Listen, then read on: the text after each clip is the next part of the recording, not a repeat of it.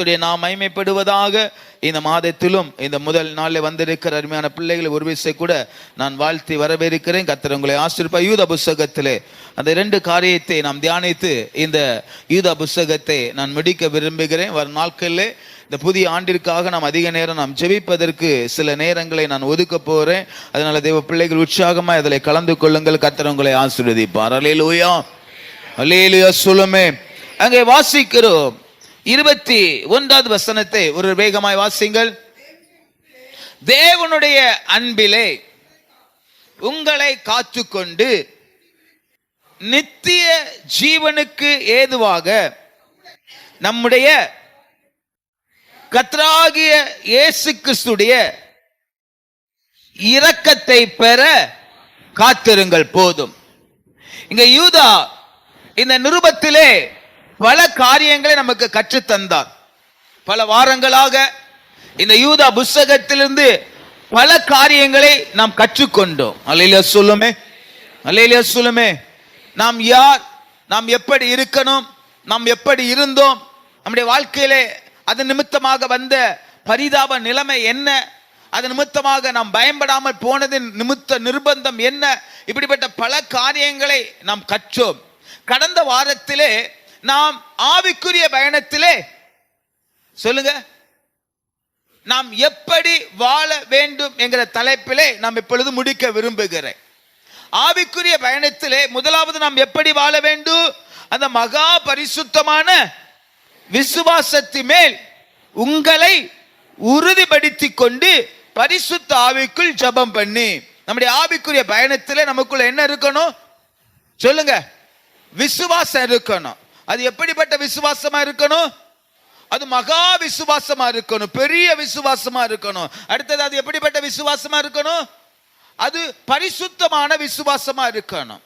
அந்த மகா விசுவாசம், அந்த பரிசுத்த விசுவாசத்திலே ஜெபம் இருக்கும் என்றால் நாம் எவையெல்லாம் தேவ சமூகத்திலே வேண்டிக் கொள்ளுகிறோமோ அவை எல்லாவற்றையும் நிறைவேற்ற அவர் வல்லவராயிருக்கிறார். அல்லேலூயா சொல்லுமே, அல்லேலூயா. நான் மறுபடியும் சொல்லுகிறேன், ஜெபம் இல்லாமல் ஜெயத்தை பெற்றுக்கொள்ள முடியாது. விசுவாசம் இல்லாமல் தேவ மகிமையை பார்க்க முடியாது. அல்லேலூயா சொல்லுமே.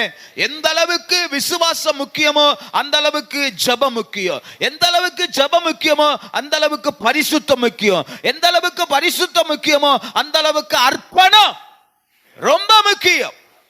அல்லேலூயா. இவைகள் இருந்தால் மாத்திரமே நம்முடைய வாழ்க்கையிலே தேவன் நமக்கென்று வைத்திருக்கிற அந்த மகிமையான ஆசீர்வாதங்களை நம்மால் பெற்றுக்கொள்ள. எத்தனை விசுவாசிக்கிறீங்க? என்னால் பெற்றுக்கொள்ள முடியும். இங்கே அருமையான யூதா அங்கே அடுத்தபடியாக நாம் ஆவிக்குரிய பயணத்திலே எப்படி வாழ வேண்டும் என்பதை நமக்கு கற்று தருகிறார். என்ன சொல்லுகிறார்? தேவனுடைய அன்பிலே உங்களை காத்துக்கொள்ளணும்.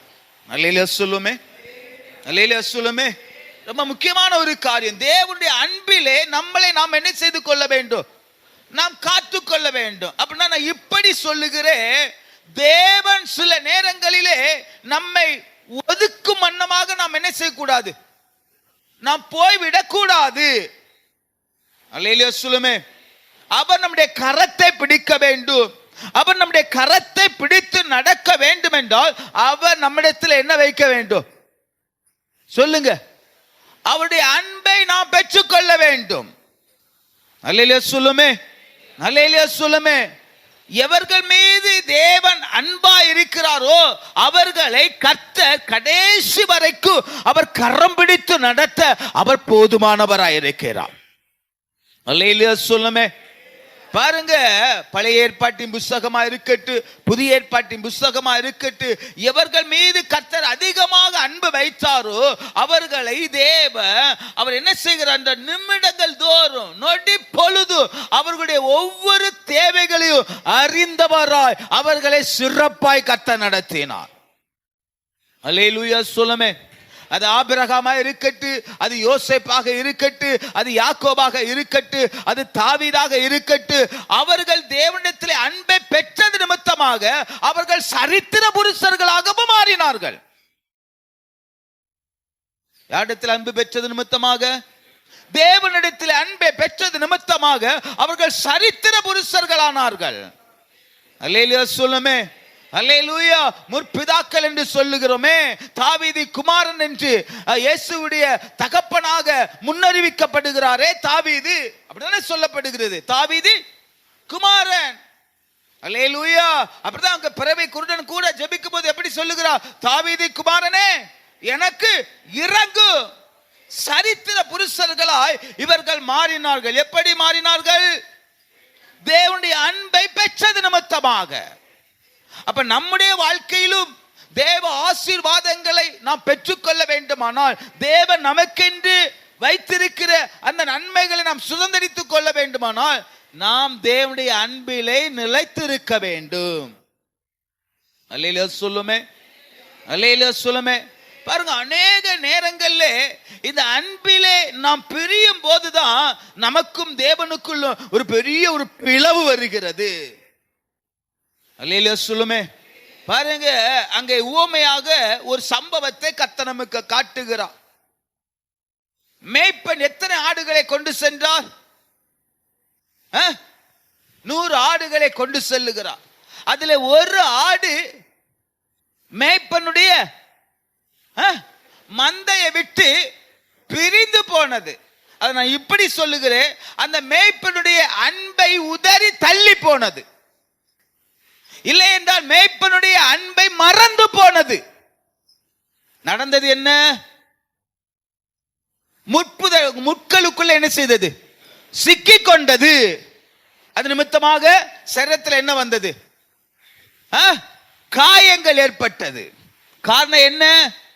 மேய்ப்பனுடைய அன்பை விட்டு பிரிந்து போனது. சில குடும்பங்கள்ல பாருங்க, பெற்றோருடைய அன்பை விட்டுட்டு புது ஒரு அன்பை தேடி என்ன செய்வாங்க? பிள்ளைகள் போவாங்க, வாலிப பிள்ளைகள் போவாங்க. புது அன்பு, புதுசா வருகிற அன்பு. என்னமே புதுசா வர்றதுக்கு கொஞ்சம் ஆசை அதிகமா இருக்கும், அப்படித்தானே? அது ட்ரெஸ்ஸா இருக்கட்டு, அது ஒரு செல்போனா இருக்கட்டு, அது ஒரு லேப்டாப்பா இருக்கட்டு, வாட்சாக இருக்கட்டு, புதுசா வர்றதுக்கு எப்படி இருக்கும்? கொஞ்சம் மதிப்பு கூட தான் இருக்கும். ஆனா போக போக தான் தெரியும் அது ஒரு நாள் இல்லாம போயிடும். இந்த செல்லு எப்பவும் நம்ம கையில இருக்குமா? ஒரு நாள் அது போயிடும். அல்லேலூயா. அது போலதான் பாருங்க, புதிதாய் வந்த அந்த அன்பை தேடி உலகத்தை பார்த்து இந்த ஆடு என்ன செய்தது? இந்த மேய்ப்பனுடைய அன்பை விட்டு என்ன செய்தது? விரிந்து போனது, விலகி போனது நிமித்தமாக அது எங்க சிக்கி கொண்டது? அல்லேலூயா சொல்லுமே. பாருங்க, உலகத்தில் பாருங்க, எத்தனையோ பிள்ளைகள் பெற்றோருடைய அன்பை உதறி தள்ள நிமித்தமாக கொலை செய்யப்படுகிறார்கள். பழகினவர்களை என்ன செய்கிறாங்க? கொலை செய்யறாங்க. நம்ம கன்னியாகுமரி மாவட்டத்தில் பரவலாக ஒரு சம்பவம் நடந்து, காதலன் என்ன செய்தா? விஷம் கொடுத்து என்ன செய்தா? ஆமா, கொன்னா. ஆமா, புது அன்புகள் வரும்போது அப்படித்தான் இருக்கும். ஆனா பெற்றோர்கள் தருகிற அன்பை போல புதிதாக வருகிற அன்பு நிரந்தரமானது கிடையாது. அல்லேலூயா சொல்லுமே. அதே போலதான் ஒரு மேய்ப்பனுடைய அன்பை போல வேற ஒரு நிரந்தரமான அன்பு இல்லை. அதை புரிந்த சங்கீதக்காரர் தாவீது அதைத்தான் சொல்லுகிறார், கர்த்தர் என் மேய்ப்பராயிருக்கிறார், நான் தாழ்ச்சி அடை. அதை ருசித்த ஒரு மனிதனால தான் சொல்ல முடியும். அந்த அன்பை ருசித்த ஒரு மனிதனால தான் அதை சொல்ல முடியும். அல்லேலூயா சொல்லுமே. நம்மளால கூட அநேக நேரங்களில் சொல்ல முடியல, சொல்ல நினைக்கிறான முடியல. இன்னும் அந்த அன்பை சரியா ருசிக்க. அதனால தான் சங்கீதக்காரர் இன்னொரு இடத்துல சொல்ல, கர்த்தர் நல்லவர் என்பதை ருசித்து பார் மகனே, ருசித்து பார் மகளே.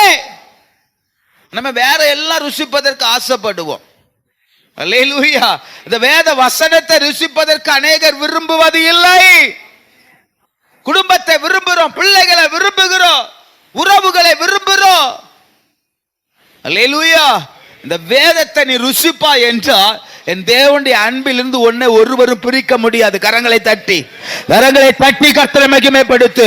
அது என்ன பிரச்சனையா இருந்தாலும், என்ன போராட்டமா இருந்தாலும் சரி, என்ன இழப்பா இருந்தாலும் சரி, அந்த அன்பிலிருந்து ஒன்னை பிரிக்கவே. நான் அடிக்கடி அதை தான் சொல்லுவேன். பவுல் சொல்லுகிறார், எந்த சூழ்நிலையிலும் இந்த கிறிஸ்துவின் அன்பிலிருந்து என்னை முடியாது. யாரால சொல்ல முடியும் தெரியுமா? எவர்கள் அந்த அன்பை தினந்தோறும் ருசித்துக் கொண்டிருக்கிறார்களோ அவர்கள் மட்டும்தான் சொல்ல முடியும். அல்லேலூயா சொல்லுமே. நம்மளால சொல்ல முடியுமா? நம்மளால சொல்ல முடியல. நமக்கு எல்லாம் கவலை. மற்றவன் சொன்ன பயம் பயம் பயம் பயம் பயம், எதை பார்த்து பயம். அல்லேலூயா சொல்லுமே.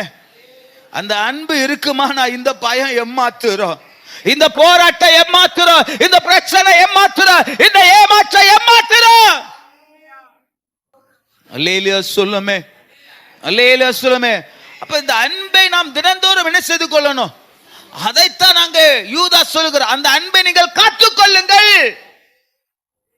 எப்படி நீங்கள் பரிசுத்தத்தை நீங்கள் காத்துக் கொள்ளுகிறீர்களோ, எப்படி நீங்கள் விசுவாசத்தை காத்துக் கொள்ளுகிறீர்களோ, எப்படி நீங்கள் ஜெபத்திலே நீங்கள் தரித்திருக்கிறீர்களோ, அதே போல தேவ அன்பையும் நீங்கள் காத்துக் கொள்ளுங்கள்.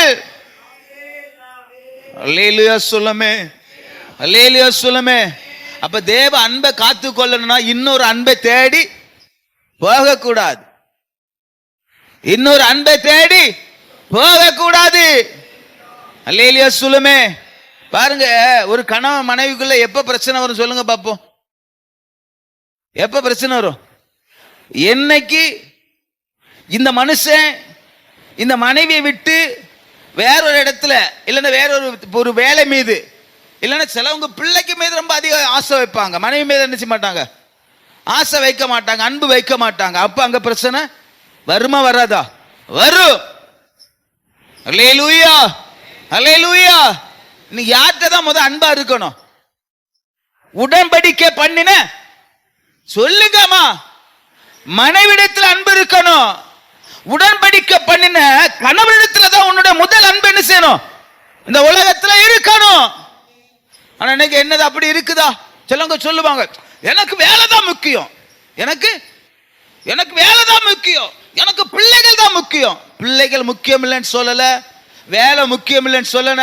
ஆனா எல்லாத்துக்கும் மேல நமக்கு என் தேவன் நமக்கு உடன்படிக்கை பண்ணின மனைவி கணவன் ரொம்ப முக்கியம். இது எதற்காக சொல்ல? அதே போலதான் இயேசுவோடு நாம் என்ன செய்திருக்கிறோம்? நான் உடன்படிக்கை பண்ணி இருக்கிறோம். அப்ப இயேசுவான ரொம்ப கவனிப்பார்.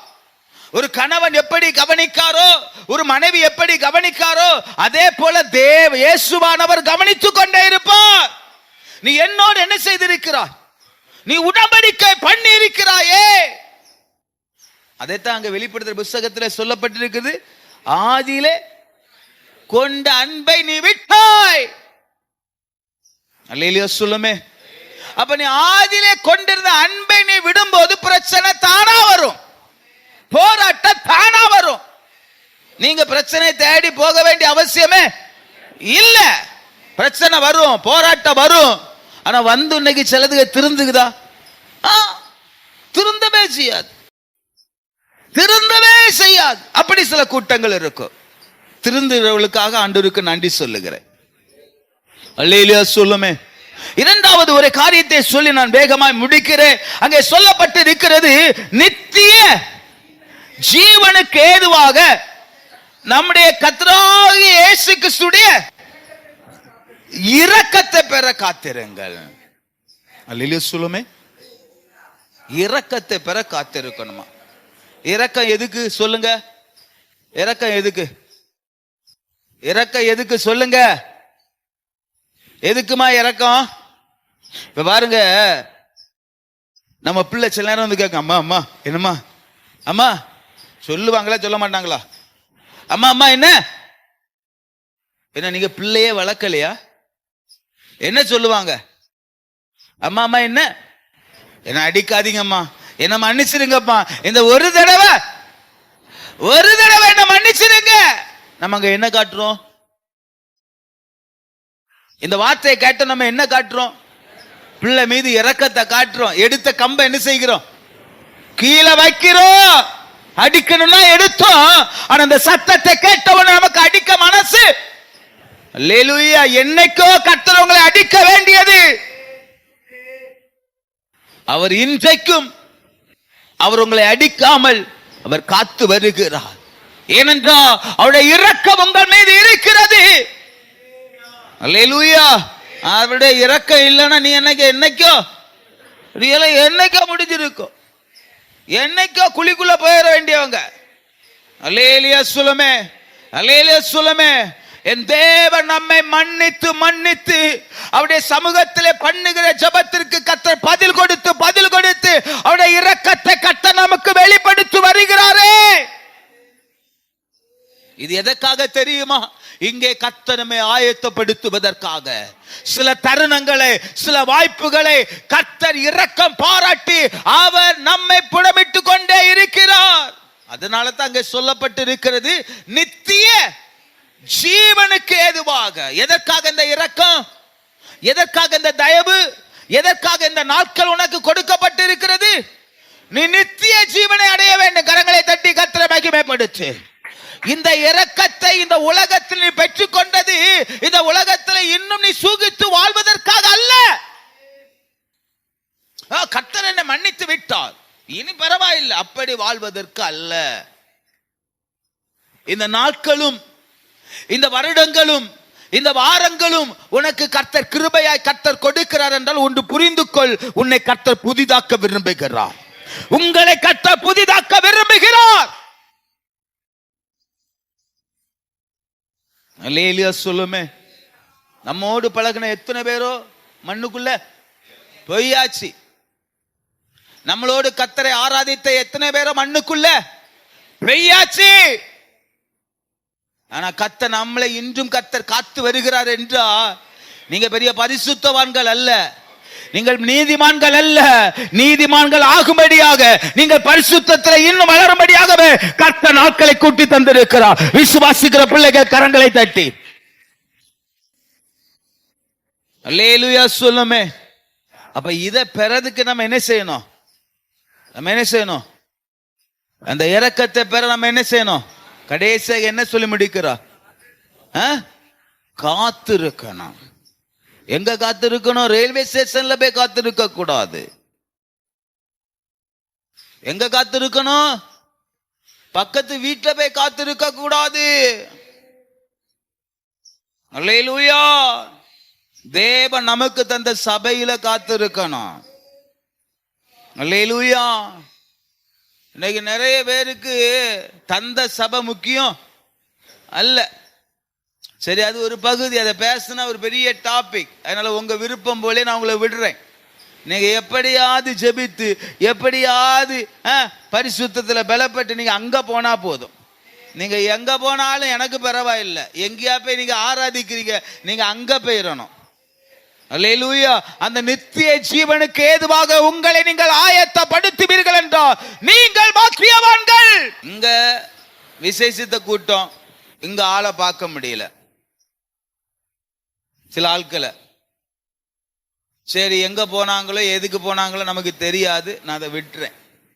ஆனா ஒன்று புரிந்து கொள்ளுங்கள் தேவ பிள்ளைகளே, நீ சபையை நேசித்தா கர்த்தர் உன்னை நேசிப்பார்.